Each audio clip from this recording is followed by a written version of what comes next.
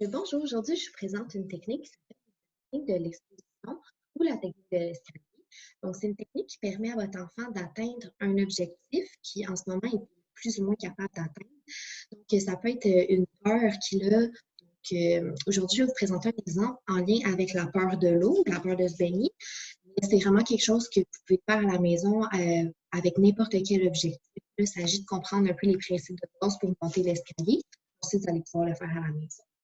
Donc, premièrement, l'exposition, c'est une technique qui est vraiment utilisée partout dans le monde et qui est très efficace. Donc, on parle de 90 d'efficacité si elle est fait correctement.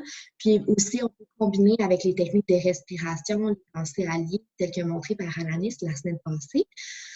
Donc, ça va permettre vraiment de diminuer l'anxiété à chacune des étapes. Donc, je vous montre un peu à quoi ça ressemble un escalier. Donc, ça ressemble à quelque chose. Donc, ici, je l'ai fait pour la peur de l'eau.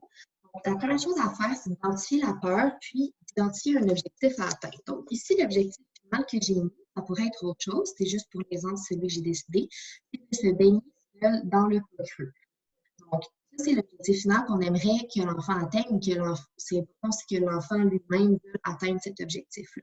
Même s'il a peur, ça reste quand même quelque chose qu'il voudrait pouvoir faire parce qu'il ne sera pas motivé.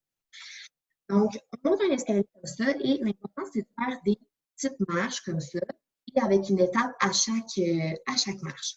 Donc, par exemple, on va commencer avec une étape qui génère très peu ou pas d'anxiété pour l'enfant.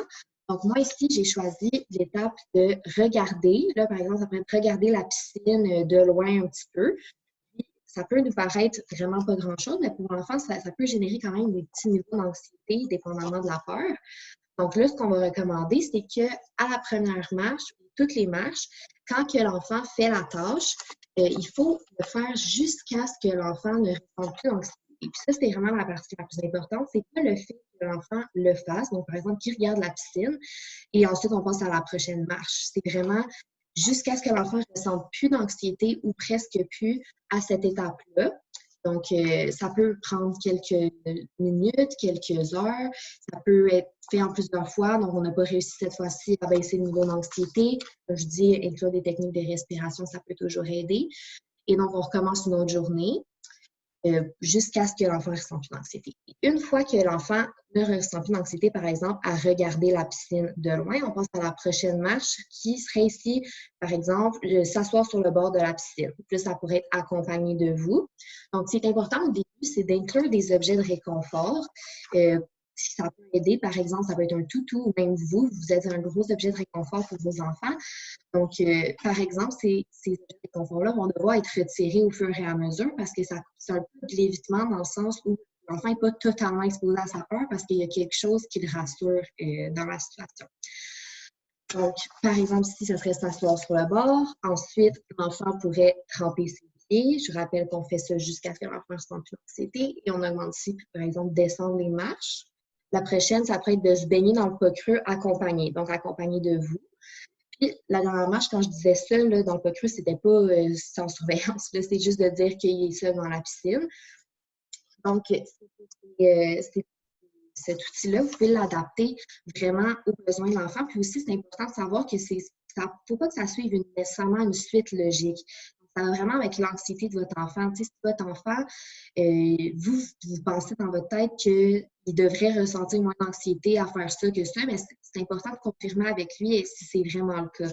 Est-ce que tremper tes pieds, pour toi, c'est moins stressant que de descendre les marches, par exemple, de confirmer avec lui que oui, c'est moins stressant, donc c'est l'étape qui va aller avant.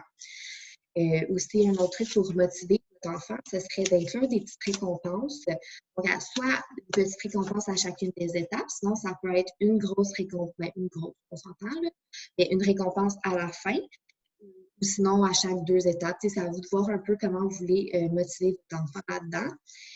Puis, ça peut être fait pour n'importe quoi, par exemple, des présentations orales, on peut l'adapter pour ça.